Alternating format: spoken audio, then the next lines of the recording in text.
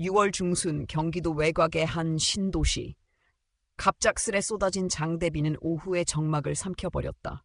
TV에서는 북부 산악 지역에 산사태주의보가 발령되었다는 긴급 속보가 반복적으로 흘러나왔다. 김지호는 소파에 앉아 한참 뉴스를 보다가 문득 집안이 조용하다는 걸 느꼈다. 평소라면 이 시간에 분명 안방에서 라디오 소리가 흘러나왔어야 했다.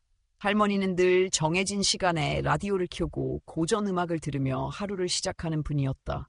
그런데 오늘은 아무 소리도 없었다. 그는 곧장 안방으로 향했다.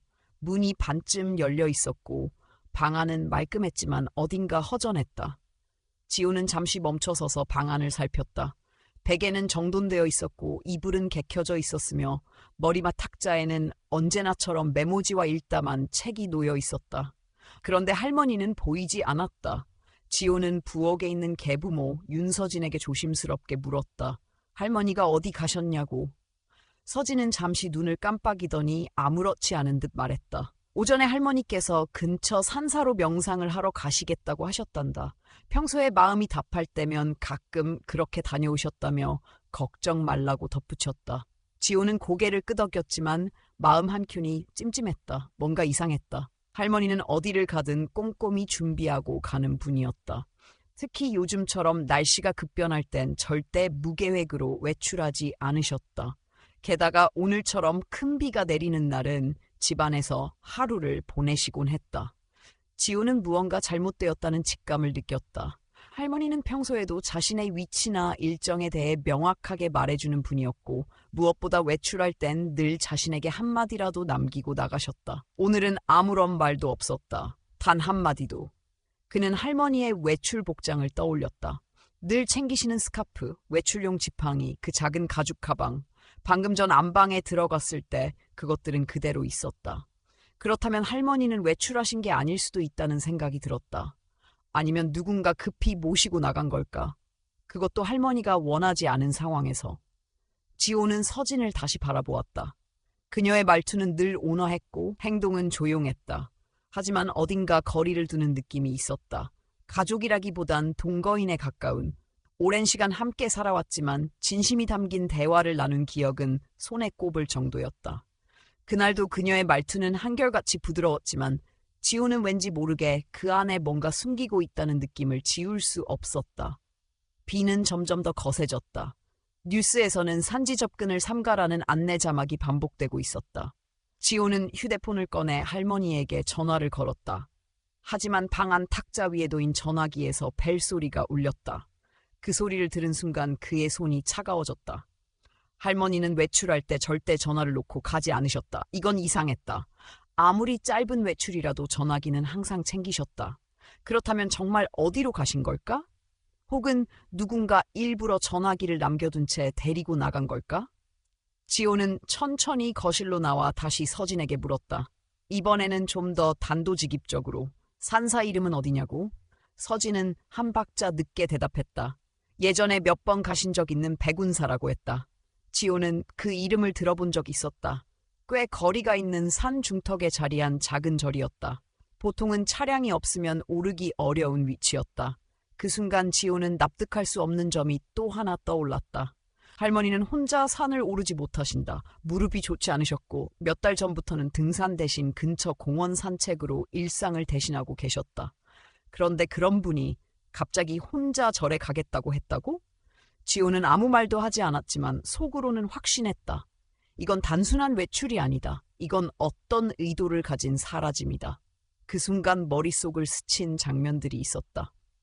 며칠 전 할머니가 조용히 문을 잠그고 일기를 쓰던 모습, 서랍 안쪽에 몰래 숨겨둔 작은 봉투를 꺼내시던 모습, 그리고 누군가 방문 앞에서 조용히 엿듣고 있던 발소리. 모든 게 하나로 연결되기 시작했다. 지호는 할머니가 남긴 흔적들을 되짚어보기로 결심했다. 단서는 분명 집안 어딘가에 있을 것이고 누군가는 그것들을 숨기려고 했을 것이다. 이제 남은 건 확인뿐이었다. 그는 안방으로 다시 들어갔다. 그리고 천천히 문을 닫았다. 비는 여전히 창문을 두드리고 있었다. 안방문을 닫고 난 뒤 지호는 할머니가 자주 앉으셨던 침대 옆 작은 서랍을 천천히 열었다. 서랍 안에는 오래된 약통, 반쯤 쓴 파스, 자잘한 약봉지들 그리고 책갈피가 꽂혀있는 수첩 하나가 놓여 있었다. 그는 조심스럽게 수첩을 꺼내 펼쳤다. 그 수첩은 단순한 메모장이 아니었다. 날짜가 적혀 있었고 짧지만 의미 있는 문장들이 날마다 남겨져 있었다. 마치 누군가에게 보여주기 위해 써내려간 기록처럼 말이다. 지호는 그중 최근 며칠간의 글을 유심히 읽었다. 약을 먹고 나면 자꾸 생각이 흐려진다. 요즘 들어 서진이가 내 통장을 자주 묻는다. 어제는 도장을 어디다 두었는지 기억이 나지 않는다. 내가 나이를 먹긴 했지만 아직 정신은 멀쩡하다. 짧은 문장들 속에는 분명한 불안과 경계심이 묻어 있었다.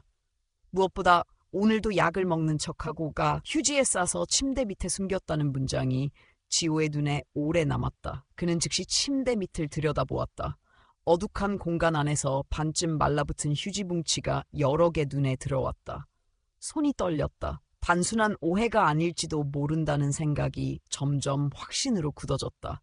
지호는 그 휴지들을 하나하나 모아 봉투에 넣었다. 할머니가 누군가의 눈을 피해 몰래 약을 숨기며까지 자신을 보호하려 했다는 사실이 가슴을 짓눌렀다. 거실로 나와 다시 한번 서진을 살폈다. 그녀는 여전히 평소와 다를 것 없이 조용히 TV를 보고 있었다. 뉴스에서는 아직도 산사태 주의보가 계속된다고 반복하고 있었다. 지호는 묻고 싶었다. 도대체 왜? 왜 할머니를 혼자 두고 그런 날 산에 보냈다고 말했는지. 하지만 그는 지금은 말을 아껴야 한다고 판단했다. 증거가 명확해질 때까지 모든 것을 더 들춰봐야 한다. 그는 자신의 방으로 돌아가 컴퓨터를 켰다. 할머니가 자주 다니셨다는 백운사의 연락처를 찾기 위해서였다. 절의 공식 홈페이지를 찾는 데는 오래 걸리지 않았다. 대표 번호와 담당 스님의 이름도 명시되어 있었다. 손이 떨렸지만 그는 전화를 걸었다. 신호음이 몇 번 울리고 나서야 차분한 목소리가 전화를 받았다. 그는 자신을 김순남 할머니의 손자라고 밝히고 혹시 오늘 할머니가 절에 머무르고 있는지 물었다. 잠시 정적이 흐른 뒤 스님은 조심스럽게 대답했다. 오늘은 아무도 오지 않았다고. 김순남 보살님이라면 요즘 다리가 안 좋으셔서 절에는 자주 못 오신다고 들었다는 말도 덧붙였다. 지호는 전화를 끊고 잠시 아무 말도 하지 못했다. 그는 방금 무언가 결정적인 것을 들은 것이다. 그 말을 들은 순간 확신은 더 이상 감정이 아니었다. 그것은 사실이었다. 할머니는 절에 있지 않다. 서진은 거짓말을 하고 있다. 그는 그대로 거실로 향했다. 서진은 여전히 평온한 표정으로 앉아 있었지만 지호의 눈에는 모든 게 다르게 보였다. 그는 침착하게 물었다. 절에서 연락이 왔다고. 할머니는 그곳에 계시지 않다고 말했다. 그 말에 서진은 살짝 당황한 표정을 지었지만 곧 평정심을 되찾은 듯 말했다. 아, 그럴 리가 없는데. 분명히 모셔다 드렸고 스님이 그날은 절에 계시지 않았다고 했을 수도 있지 않느냐고. 하지만 지호는 더 이상 대답하지 않았다. 그는 자신의 방으로 돌아가 가방을 챙겼다. 옷을 갈아입고 비옷과 운동화를 꺼냈다. 머릿속에는 오직 한 가지 생각뿐이었다. 지금 당장 산으로 가야 한다. 그곳에 할머니가 계실 수 있다. 아니, 계셔야만 한다. 비는 여전히 거세게 내리고 있었다. 지호는 집을 나서며 경찰서에 연락을 넣었다. 가족 구성원이 실종되었고 산에서 사라진 정황이 있다며 신고를 접수했다. 경찰은 날씨 상황을 고려해 곧바로 출동은 어렵지만 구조대를 연결하겠다는 답변을 주었다. 집으로 돌아오는 길에 그는 다시 서진을 마주쳤다. 그녀는 놀란 듯 물었다. 어디 가냐고. 지호는 짧게 대답했다. 할머니를 찾으러 간다고. 그리고 문을 열고 나섰다. 그 말에 서진은 아무 말도 하지 못했다. 차가운 빗물이 온몸을 적시는 동안 지호는 그 어느 때보다 단단한 마음으로 발걸음을 옮겼다. 한 가지 분명한 것은 누군가가 진실을 숨기고 있다는 것이고 자신은 그것을 밝혀야 한다는 것이었다. 할머니는 그렇게 쉽게 사라질 사람이 아니었다. 그리고 지호는 그렇게 쉽게 포기할 손자가 아니었다. 백운산 입구에 도착했을 때 이미 어둠이 내리고 있었다. 거리에는 인적이 드물었고 비는 여전히 퍼붓고 있었다. 지호는 우비를 꺼내 입고 미끄러운 산길을 따라 한 걸음씩 걸음을 옮겼다. 어릴 적 할머니와 함께 몇 번 등산한 기억을 떠올리며 길을 더듬었다. 절로 향하는 일반 등산로 말고 예전에 할머니가 알려준 오솔길이 있었다. 짧지만 가팔라서 일반 등산객은 잘 이용하지 않는 길이었다. 그 길이 혹시 단서가 되어줄지도 모른다는 생각이 들었다. 비는 시야를 흐리게 했고 신발 속으로 빗물이 스며들어 무겁게 느껴졌다. 그는 몇 번이나 미끄러질 뻔했고 휴대폰은 젖어가는 중이었다. 손전등 불빛으로 길을 비추며 그는 끊임없이 할머니의 이름을 불렀다. 대답은 없었다. 바람과 비가 만들어내는 소리만이 산을 채우고 있었다. 몇 시간쯤 지났을까? 체력도 한계에 다다르고 시야도 어두워졌다. 지호는 결국 근처의 바위 밑에 쪼그리고 앉아 숨을 고르며 구조 요청이 접수되었기를 바랐다. 경찰이 언제 도착할지, 구조대가 출동할 수 있을지 모든 것이 불투명했다. 그는 떨리는 손으로 다시 한번 휴대폰을 꺼내 확인했다. 배터리는 12%였다. 그 순간 전화벨이 울렸다. 발신자는 아버지였다. 예정대로라면 아직 해외에 있어야 할 아버지가 왜 전화를 했는지 의문이 들었다. 전화를 받자 아버지의 다급한 목소리가 들려왔다. 지호가 남긴 음성 메시지를 듣고 급하게 일정을 변경해 귀국 비행기를 탔다고 했다. 지금 공항에 도착했고 집으로 가는 길이라고 말했다. 지호는 숨을 고르며 말했다. 할머니가 사라졌다고 경찰에 신고했고 자신은 지금 산에 와서 수색 중이라고. 아버지는 잠시 말을 잇지 못하다가 곧장 지호에게 구조대 위치와 현재 상황을 공유해달라고 요청했다. 집에 도착하자마자 바로 산으로 갈 테니 기다리라고 했다. 전화를 끊고 나니 이상하게도 지호의 마음속에 복잡한 감정이 올라왔다. 안도감과 분노, 그리고 왠지 모를 슬픔. 어쩌다 가족이 이런 상황까지 오게 되었는지 그는 이해할 수 없었다. 자신은 그냥 평범한 대학생이었다. 아르바이트와 취업 준비로 바쁜 날들이었고 할머니와 평소처럼 사는 게 당연하다고 생각했다. 그런데 지금 그는 손전등 하나 들고 산속에서 할머니를 찾고 있었다. 그는 바위 밑에서 잠시 쉬었다가 다시 일어섰다. 더 이상 시간을 지체할 수 없었다. 만약 할머니가 이 근처 어딘가에 계시다면 조금이라도 빨리 찾아야 했다. 체온이 떨어지기 전에, 더 깊은 밤이 오기 전에. 다시 산길을 오르려던 순간 멀리서 희미하게 불빛이 보였다. 반사조끼를 입은 구조대원 2명이 그의 이름을 부르며 다가왔다. 지호는 손을 흔들며 다가가 상황을 설명했고 구조대는 즉시 수색 경로를 설정하며 팀을 배분하기 시작했다. 이윽고 지호와 구조대 일부는 오솔길을 중심으로 탐색을 시작했다. 조명 장비와 무전기를 가진 구조대는 빠르게 움직였고 지호는 그 뒤를 따르며 할머니의 흔적을 찾기 위해 눈을 떼지 않았다. 땅바닥에는 발자국조차 지워져 있었지만 그는 포기하지 않았다. 어느 순간 한 구조대원이 조용히 손을 들었다. 조용한 목소리로 말했다. 저기 뭔가 있다. 모두가 그쪽으로 시선을 돌렸다. 바위 아래 낙엽과 젖은 천 사이로 누군가의 형태가 보였다. 조심스럽게 접근한 구조대는 지호에게 가까이 오지 말라고 하고 상태를 확인했다. 곧 들것과 응급장비가 도착했고 움직이지 않는 노인을 들어올렸다. 그 얼굴은 지호가 단 한 번도 잊은 적 없던 할머니의 얼굴이었다. 눈을 감고 있었지만 표정은 고요했다. 응급대원이 맥박을 확인하고 고개를 끄덕이며 의식 있음, 탈수 심함, 저체온증이라고 말했다. 지호는 할머니가 살아있다는 사실에 안도의 숨을 내쉬었다. 곧바로 구급차가 도착했고 할머니는 응급처치를 받으며 병원으로 이송되었다.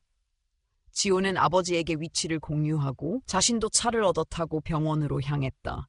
그는 차 안에서 창밖을 바라보며 생각했다. 오늘 자신이 본 것들, 느낀 감정들, 그 모든 것이 너무 낯설고 버거웠다. 그리고 하나의 질문이 자꾸 떠올랐다. 도대체 왜 이런 일이 벌어진 걸까?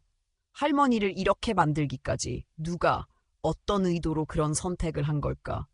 병원 응급실에 도착했을 때 아버지는 이미 그곳에 도착해 있었다. 지호는 아버지를 보자마자 모든 감정이 북받쳐 올랐지만 말을 꺼내진 않았다. 아버지는 조용히 그의 어깨를 잡고 병실로 향했다. 그들 앞에 놓인 것은 이제 진실을 마주하는 일이었다. 그리고 그 시작은 바로 할머니의 입에서 나올 한마디였다. 병원 응급실 앞에 대기 의자에서 지호와 아버지 민석은 나란히 앉아 있었다. 새벽이 가까워오는 시간, 복도는 조용했고 간헐적으로 들려오는 장비 소리만이 긴장감을 더욱 증폭시켰다. 응급실 안에서는 의사들이 분주하게 움직이고 있었고 간호사들은 집중 치료를 위한 처치를 준비하고 있었다. 얼마 후 하얀 가운을 입은 의사가 조용히 다가왔다. 그는 침착한 목소리로 설명했다. 고령자의 경우 심한 탈수와 저체온증은 치명적일 수 있지만 다행히 응급처치가 적시에 이뤄졌고 현재는 생명에 지장은 없다고 했다. 그러나 며칠간은 중환자실에서 경과를 지켜봐야 한다는 말도 덧붙였다. 지호는 고개를 끄덕였고 아버지 민석은 안도의 숨을 내쉬었다. 그제야 둘은 제대로 눈을 마주쳤다. 아버지는 지호의 손을 꼭 잡으며 감사하다고 말했다. 자신이 없었더라면 어머니가 어떻게 되었을지 상상도 하기 싫다고. 하지만 지호는 대답 대신 가방을 열었다. 그 안에는 침대 밑에서 찾은 휴지 뭉치와 일기장이 있었다. 그는 아버지에게 조심스럽게 일기장을 건넸다. 민석은 그것을 받아들고 천천히 페이지를 넘기기 시작했다. 몇 줄 읽자마자 그의 눈빛이 흔들렸다. 매일의 기록에는 단순한 일상이 아니라 불안과 두려움이 고스란히 담겨 있었다. 약을 먹고 나면 머리가 멍해진다는 표현, 며느리가 도장을 찾고 통장을 챙기는 장면, 그리고 마지막엔 아들이 출장을 떠나는 날이 적혀 있었다. 민석은 말없이 한 장 한 장 넘겼다. 감정이 복잡하게 얽혀 목소리가 나오지 않는 듯했다. 마지막 페이지에 적힌 문장이 그를 멈추게 했다. 이젠 믿을 사람은 지호뿐이다. 지호는 다시 한 봉투를 꺼냈다. 그 안에는 강남 소재의 아파트 등기부 등본이 있었다. 소유자 명의는 김순남. 민석은 놀라움에 말을 잇지 못했다. 어머니가 그런 자산을 갖고 있었다는 사실을 처음 알게 되었기 때문이다. 지호는 할머니가 그 아파트를 비밀로 해왔던 이유를 조금은 짐작할 수 있었다. 자신이 노후에 필요할 때까지 건드리고 싶지 않았고 가족 간의 분쟁을 피하고자 했던 거였다. 하지만 누군가는 그걸 알고 있었고 욕심을 품었다. 그 순간 병원 로비에 자동문이 열렸다. 낯익은 얼굴이 들어섰다. 서진이었다. 그녀는 젖은 머리카락과 피곤한 얼굴을 한 채 두 사람을 향해 다가왔다. 당황한 듯 그러나 애써 침착함을 유지하며 다가온 그녀는 어머니가 살아계신다니 정말 다행이에요. 얼마나 걱정했는지 몰라요. 라는 말로 말을 열었다. 지호와 민석은 아무 말도 하지 않았다. 대신 민석이 조용히 등기부 등본을 그녀 앞에 내밀었다. 순간 서진의 표정이 굳었다. 민석은 낮고 단호한 목소리로 물었다. 이 아파트 당신은 어떻게 알고 있었지? 서진은 아무 말도 하지 못했다. 주변을 둘러보며 시선을 피하더니 결국 작게 말했다. 도와드리려 했어요. 어머니가 치매 증상이 점점 심해져서 더 늦기 전에 재산 정리를 하자는 의미였어요. 요양원에 가시는 것도 그분을 위한 결정이었고요. 지호는 말없이 녹음 파일을 재생했다. 그것은 며칠 전 지호가 백운사 스님과 나눈 통화 내용이었다. 그날 스님은 분명히 말했다. 김순남 보살님은 오시지 않았고 이미경 보살님만 혼자 잠깐 들렀다 가셨어요. 이상하다고 느꼈습니다. 그날처럼 비가 많이 온 날 혼자 산에 남으실 분이 아니니까요. 녹음이 끝나자 서진은 더 이상 변명하지 못다. 그녀는 고개를 떨군 채 조용히 흐느끼기 시작했다. 민석은 묻지 않았다. 그 대신 가볍게 자리에서 일어나 경찰에 전화를 걸었다. 실종 사건에 대한 정식 조사를 요청했고 경찰은 병원으로 출동하겠다고 했다.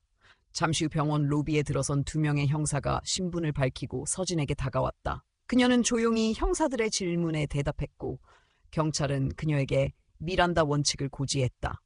민석은 멀리서 그 장면을 지켜보았다. 믿고 함께 살았던 사람이 자신의 어머니를 산에 버리고 거짓말로 위기를 넘기려 했다는 사실이 아직도 믿기지 않았다. 형사들이 그녀를 데리고 병원을 나서는 동안 지호는 묵묵히 그 모습을 바라보았다. 마음 한켠에서 어쩔 수 없는 공허함이 피어올랐다. 분노, 실망, 슬픔이 한꺼번에 밀려들었다. 그 순간 중환자실 간호사가 다가와 말했다. 보호자분, 환자분이 의식을 회복하셨어요. 짧게 면회하실 수 있습니다. 민석과 지호는 곧바로 병실로 향했다. 문을 열자 하얀 시트 위에 누운 할머니가 두 사람을 바라보고 있었다. 산소 마스크 너머로 희미한 미소가 번졌다. 지호는 말없이 고개를 숙였고 민석은 조용히 어머니의 손을 잡았다. 아무 말도 필요 없었다. 그 순간의 침묵이 모든 걸 말해주고 있었다. 병실 창밖으로 햇살이 조금씩 스며들기 시작했다.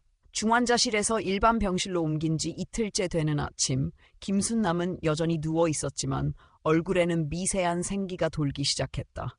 의사들은 경과가 양호하다고 했고 식사도 조금씩 가능해졌다는 말에 민석과 지호는 안도의 마음을 감출 수 없었다. 지호는 매일같이 병원을 오갔다.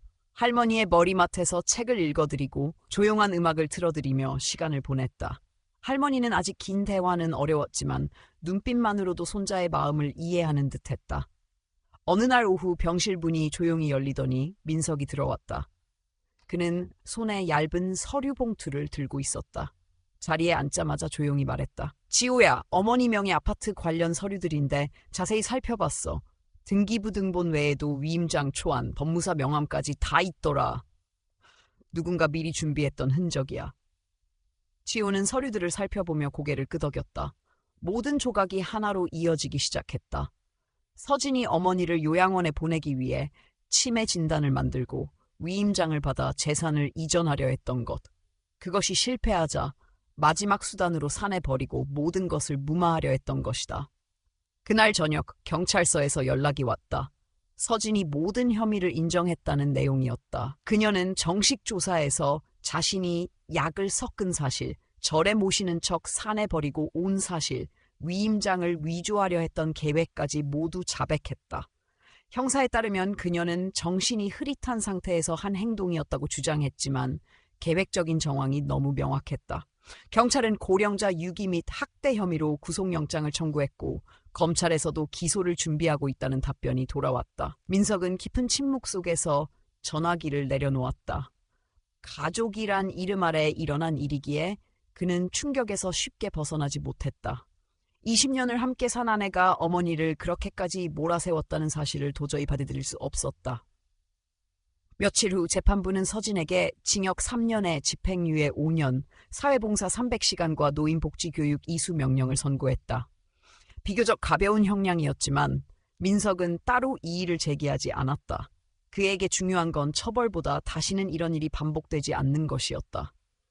순남은 서서히 회복되었고 일주일 후엔 혼자 앉아 식사를 할 수 있을 만큼 좋아졌다. 의료진은 퇴원을 검토하기 시작했고 지호는 할머니의 새로운 거처를 고민하기 시작했다. 그 무렵 병실에 낯익은 얼굴이 찾아왔다. 김혜영, 순남의 조카로 명절마다 찾아오는 몇 안 되는 친척이었다. 혜영은 회계사로 일하며 서울 외곽에 살고 있었다. 그녀는 작은 쇼핑백과 함께 봉투를 내밀었다. 이모님, 이거 기억하세요? 전에 아파트 관련 서류들 저한테 맡기셨던 거요. 걱정된다고 하시면서 혹시 모르니 보관해달라고 하셨잖아요. 순남은 조용히 고개를 끄덕였다. 그녀의 눈빛엔 후회도 미련도 없었다. 아마 오래전부터 이런 상황을 염두에 두고 있었던 것인지도 몰랐다. 그녀는 혜영에게 감사하다는 말을 전하며 지우와 민석을 바라보았다. 내가 말하지 않아서 미안하다. 강남에 아파트 하나 있는 건 사실 오래전부터 알고 있었지만 그걸 밝히면 괜한 문제가 생길까봐 말하지 않았지. 원래는 내 할아버지가 남긴 거였고 나는 그냥 조용히 임대 수익으로 생활비나 절 기부금에 쓰고 있었단다. 민석은 어머니의 이야기에 말을 잇지 못했다. 자신은 아버지로부터 아무런 유산도 받지 못했다고 생각했고 어머니도 경제적으로 그리 넉넉하지 않다고만 여겨왔기 때문이다. 그걸 팔아서 너한테 창업 자금으로 주자는 말도 들었지만 나는 그럴 수 없었단다. 그건 너희 할아버지 뜻이고 내가 죽은 뒤에 너희가 알아서 쓰면 된다고 생각했지. 지호는 말없이 고개를 숙였다. 할머니의 판단은 단순한 고집이 아니었다. 그것은 한 세대의 책임감, 자신의 삶을 정리하는 마지막 존엄이자 결단이었다. 혜영은 서류들을 다시 정리하며 말했다. 이모님, 퇴원하시면 어디서 지내실 생각이세요? 예전 집으로 돌아가시게요? 순남은 한참을 생각하다가 조용히 말했다. 아니다. 나 이제는 혼자 살고 싶다. 이 아파트로 들어가서 내 공간에서 내 생활을 하면서 살 거야. 절에도 자주 다니고 봉사도 하고 더 늦기 전에 내 삶을 조금은 주체적으로 마무리하고 싶구나. 지호는 놀랐지만 곧 이해할 수 있었다. 할머니는 단순히 살아남은 게 아니었다. 스스로의 삶을 다시 세우기로 마음먹은 것이었다. 민석 역시 고개를 끄덕이며 어머니의 결정을 존중하기로 했다. 퇴원 날 햇살이 병원 창을 환히 비쳤다. 순남은 휠체어에 앉아 병실을 둘러보았다. 그녀는 조용히 말했다. 고마웠다, 다들. 지호는 그날 강남 아파트로 할머니를 모시고 갔다. 새 커튼과 새 전자레인지, 식탁 하나, 간소하지만 아늑한 공간이 마련되었고 할머니는 그곳에서 새로운 삶을 시작했다. 모든 것이 달라졌지만 그녀의 눈빛만큼은 여전히 단단했다. 순남이 강남 아파트에 입주한 지 한 달이 지났다. 처음엔 정막이 익숙지 않았지만 시간이 흐를수록 그는 그 고요함 속에서 자신만의 리듬을 찾았다. 이른 아침엔 라디오를 켜고 닭이 세트를 꺼내 차를 끓였다. 때때로는 근처 시장에 들러 필요한 반찬거리를 사고 오후에는 동네 도서관에서 책을 빌려왔다. 평온하고 조용한 하루들이었다. 지호는 매주 주말마다 아버지와 함께 아파트를 찾았다. 두 사람은 번갈아가며 청소를 도왔고 근처 식당에서 점심을 사와 함께 밥을 먹었다. 민석은 어머니를 대하는 태도가 전보다 훨씬 부드러워졌고 지호 역시 할머니에게 들려줄 이야기가 많아졌다. 어느 날 오후 순남은 탁자 위에 편지지를 꺼냈다. 오랜 고민 끝에 그는 서진에게 편지를 쓰기로 결심했다. 그 안에는 미움도 분노도 담지 않았다. 오직 한 사람의 인생을 위해 진심을 전하고자 하는 마음만이 있었다. 나는 아직도 그날의 산길을 잊을 수 없다. 하지만 네가 왜 그런 선택을 했는지도 이제는 조금은 알 것 같다. 너무 많은 것을 혼자 감당하려 했고 너도 지쳐 있었겠지. 나는 너를 용서한다. 네가 진심으로 반성하고 있다면 앞으로의 삶은 더 나은 방향으로 걸어가기를 바란다. 편지는 몇 번이나 다시 쓰고 찍고를 반복한 끝에 우체통에 넣어졌다. 보내고 나니 묘한 후련함이 남았다. 몇 주 후 순남은 서진에게서 답장을 받았다. 봉투는 얇고 글씨는 조심스럽게 눌러쓴 흔적이 가득했다. 그녀는 편지에서 자신의 잘못을 인정했고 다시는 그런 선택을 하지 않겠다고 다짐했다. 지금은 보호관찰하에 복지관에서 봉사활동을 하고 있으며 그 속에서 늦게나마 삶의 의미를 배우고 있다고 했다. 어머님의 용서를 받을 자격이 없지만 정말 죄송합니다. 평생 그 마음 잊지 않고 남은 삶을 어르신들을 위해 쓰겠습니다. 순남은 편지를 읽으며 조용히 눈을 감았다. 용서는 상대를 위한 행위가 아니라 결국 자신을 위한 일이란 걸 그는 알고 있었다. 누군가를 미워하며 살아가기엔 인생은 너무 짧고 마음은 너무 연약하다. 며칠 후 순남은 근처 사찰을 다시 찾았다. 절 마당엔 봄 햇살이 내리쬐고 있었고 주지 스님은 변함없이 그 자리에서 반갑게 맞아주었다. 순남은 감사 인사를 전하며 보시금을 건넸고 함께 차를 나누며 지난 한 해를 되돌아보았다. 스님은 조용히 말했다. 보살님, 고난이 없으면 깨달음도 없습니다. 그 시련을 겪으셨기에 지금의 평온이 더 값진 것이지요. 순남은 고개를 끄덕였다. 모든 것은 시간이 만들어낸 결과였다. 견디고 참아내고 이해하고 마침내 비워낸 감정들. 그 모든 것을 지나온 지금 그는 조금 더 자유로워졌다. 그날 저녁 순남은 다시 집으로 돌아와 작은 책상에 앉았다. 노란 조명 아래에서 또 하나의 편지를 꺼내려 했다. 이번엔 지호에게. 하지만 그는 이내 펜을 내려놓았다. 말하지 않아도 전해지는 마음이 있고 설명하지 않아도 느껴지는 정이 있다는 걸 그는 알았다. 대신 식탁에 반찬 몇 가지를 더 올려두었다. 그리고 손전등 하나를 꺼내두었다. 혹시 모를 정전이나 비상 상황에 대비해 손자에게 주고 싶었다. 며칠 후 지호와 민석이 도착했을 때 순남은 평소보다 더 환하게 웃었다. 식탁엔 좋아하던 잡채와 미역국이 올라와 있었고 라디오에선 잔잔한 클래식 음악이 흘렀다. 식사가 끝난 후 세 사람은 거실에 앉아 이런저런 이야기를 나눴다. 뉴스 이야기, 취업 이야기, 그리고 작은 농담들. 모든 게 평범했지만 그 속에 담긴 따뜻함은 특별했다. 순남은 조용히 입을 열었다. 지호야, 나 이제 네 건기를 가든 응원할게. 힘들면 언제든 와도 돼.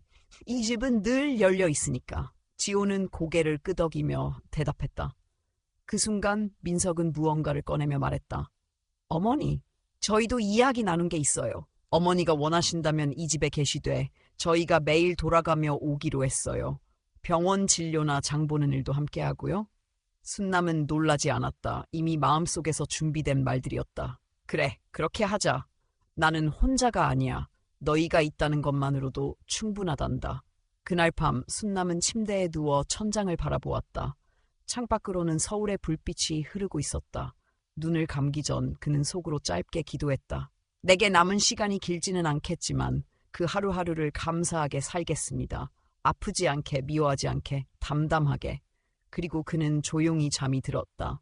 인생의 후반부, 그는 마침내 자신이 머무를 자리를 찾은 듯했다. 그리고 그 자리에는 온전한 자신과 지켜보는 가족, 그리고 조용한 용서가 함께하고 있었다. 봄이 깊어가던 어느 날, 순남은 아파트 근처의 작은 복지관에 들렀다. 노인 대상 자원봉사 프로그램에 관심이 생겨서였고, 최근 들어 무언가 새로운 걸 시작하고 싶다는 마음이 컸다. 복지관의 직원은 따뜻하게 맞아주었고, 그녀의 상황을 듣고는 관련 단체를 몇 군데 소개해 주었다. 그중 한 곳이 근처 사찰에서 운영하는 신도회였다. 예전부터 인연이 있던 절이었기에 망설임 없이 찾아갔다. 신도회는 생각보다 활기찼다. 나이 지긋한 이들이 모여 텃밭을 가꾸고 급식 봉사를 하고 혼자 사는 노인들에게 반찬을 나누어주는 활동까지 했다. 순남은 첫날부터 마음이 놓였다. 낯설지 않은 분위기와 익숙한 말투 속에서 그는 조용히 자리를 잡아갔다. 며칠 후 봉사활동을 마치고 대중다실에서 차를 마시던 중 낯익은 얼굴이 말을 걸어왔다. 등산 동호회에서 활동 중이라는 정철수 씨였다. 바로 그 사람이 순남을 산속에서 발견했던 이였다. 처음엔 서로 어색했지만 차를 마시는 동안 분위기가 풀렸다. 정 씨는 겸손하게 말했다. 자신은 단지 산책 중이었고 우연히 보게 된 것뿐이라고. 오히려 그날 이후 삶에 대해 많이 생각하게 되었다며 누군가를 구할 수 있다는 것이 얼마나 값진 일인지 새삼 느꼈다고 했다. 그날 이후 두 사람은 가끔 연락을 주고받았다. 절에 가는 길이 같을 때는 함께 이동했고 시장에서 마주치면 같이 점심을 먹기도 했다. 정 씨는 조용한 사람이었지만 진심이 느껴졌고 순남은 그런 진심이 고마웠다.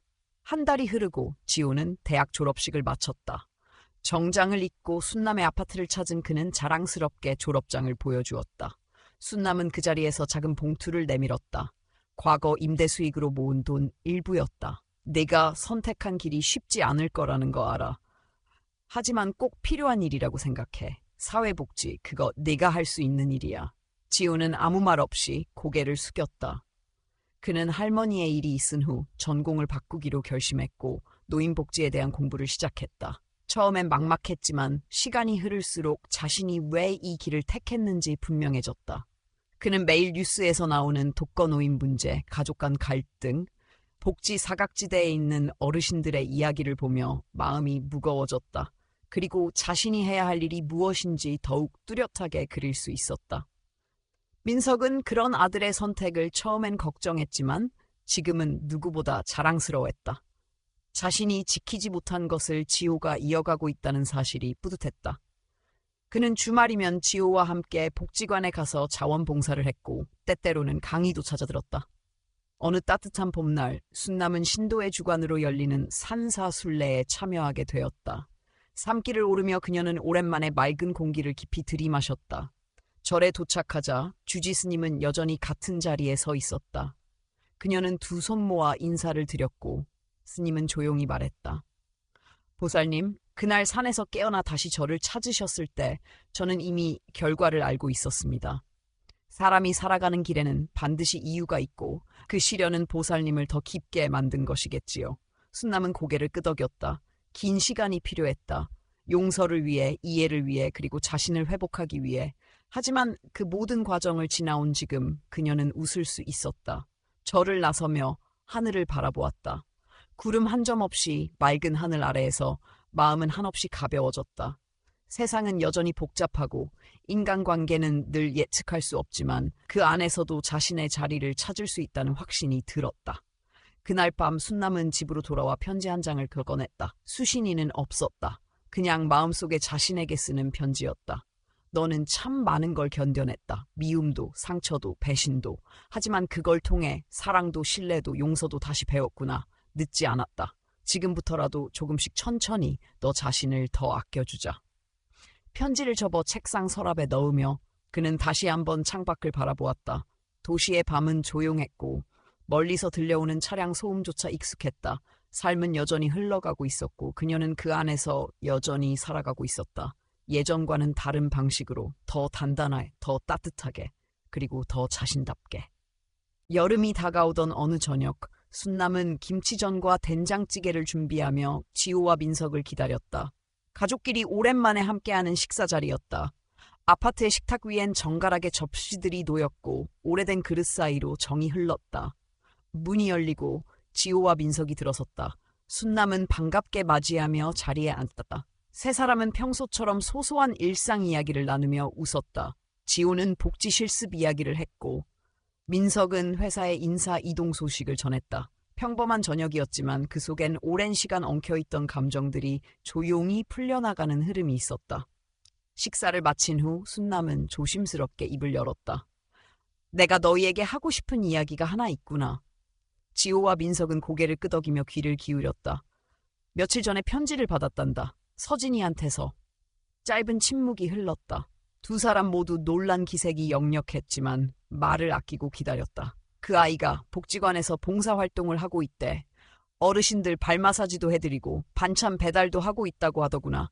용서를 받을 자격은 없지만 어머님의 너그러운 마음을 평생 잊지 않겠다고 적혀 있었어. 민석은 눈을 감고 천천히 숨을 들이쉬었다. 지호는 아무 말 없이 손등을 매만졌다. 그 순간 순남은 단호하지만 부드러운 목소리로 말을 이었다. 나는 그 아이를 용서했단다. 오래전부터 나를 해치려 했던 사람이 아니라 자기 자신을 돌보지 못한 사람이었다고 생각했어. 물론 그 선택은 잘못됐지. 하지만 사람은 누구나 잘못을 저지를 수 있어. 중요한 건 그걸 인정하고 바꾸려고 노력하는 거란다. 지호는 고개를 들었다. 할머니의 얼굴은 담담했고 그 눈빛 속엔 흔들림이 없었다. 할머니, 정말 대단하세요. 저는 아직 완전히 이해되진 않아요. 그런데 언젠가는 할머니처럼 되고 싶어요. 순남은 미소 지으며 고개를 끄덕였다. 그런 마음이면 충분하단다. 용서는 하루아침에 되는 게 아니야. 천천히 마음이 준비될 때 해도 돼. 억지로 하는 용서는 오래가지 못하거든.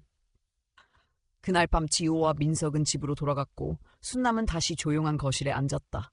그날 받은 편지를 다시 꺼내 읽었다. 서툰 문장이었지만 진심이 담긴 글이었다. 어머님의 너그러움 덕분에 제 인생의 방향이 바뀌었습니다. 앞으로 남은 삶은 돌봄이 필요한 어르신들을 위해 살겠습니다. 순남은 편지를 접어 서랍에 넣고 조용히 창문을 열었다. 늦봄의 바람이 실내를 스쳤고 도시의 불빛이 창밖 은은히 번졌다. 다음 날 그는 복지관에 들러 봉사 일정을 확인하고 근처 카페에서 차를 마셨다. 우연히 옆자리에 앉은 할머니와 이야기를 나누게 되었고 둘은 금세 친구가 되었다. 상대방이 누구든 인연은 그렇게 예고 없이 시작되었다. 시간은 흘렀고 계절은 또 한 번 바뀌었다. 순남은 여전히 같은 곳에 있었다. 늘 그랬던 것처럼 조용히 하루를 시작하고 작은 일상에 감사하며 살고 있었다.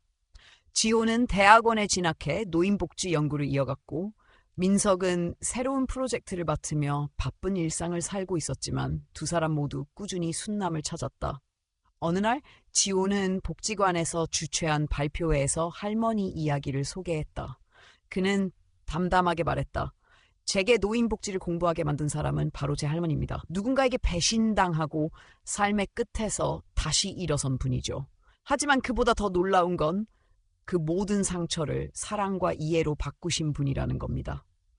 발표가 끝나고 박수가 이어졌다. 그 자리엔 순남도 있었다. 조용히 앉아 손자의 발표를 듣고 있었고 아무 말 없이 그 순간을 마음에 담았다. 집으로 돌아오는 길 순남은 지호에게 물었다. 너도 언젠간 누군가에게 상처를 줄 수도 있어. 그럴 때는 어떻게 할 거니? 지호는 잠시 생각하다 대답했다. 상처를 준 걸 알게 된다면 피하지 않고 마주 보려고요. 그리고 그 사람이 저를 용서해주지 않더라도 저 자신을 용서할 수 있도록 노력할 거예요. 순남은 조용히 고개를 끄덕였다. 그것이면 충분했다. 그날 밤 그녀는 잠자리에 들며 마음속으로 중얼거렸다. 우리는 모두 불완전한 존재야. 하지만 그 불완전함이 바로 사람을 사람답게 만드는 거지. 실수하고 후회하고 다시 배워가면서 살아가는 것. 그게 인생이란다. 창밖으로 별빛이 깜빡였다. 그녀는 조용히 눈을 감았고 밤은 그렇게 깊어갔다. 그리고 어느새 새로운 하루가 또 찾아오고 있었다. 용서와 회복, 그리고 삶을 향한 따뜻한 존엄과 함께. 오늘 이야기를 끝까지 관심 갖고 들어주신 여러분께 진심으로 감사의 말씀을 드립니다. 짧지 않은 시간 동안 함께 숨죽이며 지켜봐 주시고 주인공들의 마음을 함께 느껴주신 모든 분들께 고개 숙여 인사드립니다. 오늘의 이야기는 단순한 한 가정의 사건이 아닌 우리 사회 곳곳에서 일어날 수 있는 현실이었습니다. 우리는 누구나 상처를 주고받으며 살아갑니다. 그러나 그 상처를 외면하지 않고 마주하며 진심으로 반성하고 용서하는 마음을 갖는다면 삶은 다시 따뜻해질 수 있다는 사실을 이 이야기를 통해 함께 나눌 수 있었습니다. 고통을 딛고 일어서는 용기, 상처를 보듬는 이해, 그리고 미움을 내려놓는 용서의 힘. 이 세 가지가 바로 오늘 이야기의 중심이자 우리 모두가 품어야 할 삶의 자세가 아닐까 생각합니다. 여러분의 작은 관심과 응원 하나하나가 저희에겐 큰 힘이 됩니다. 이야기가 마음에 드셨다면 아래에 좋아요를 눌러주시고 느끼신 점이나 생각을 댓글로 남겨주세요. 그리고 아직 구독하지 않으셨다면 구독하기를 눌러 저희와 함께 다음 이야기들도 나눠주시면 감사하겠습니다. 함께 해주셔서 진심으로 고맙습니다. 다음 이야기에서 또 뵙겠습니다.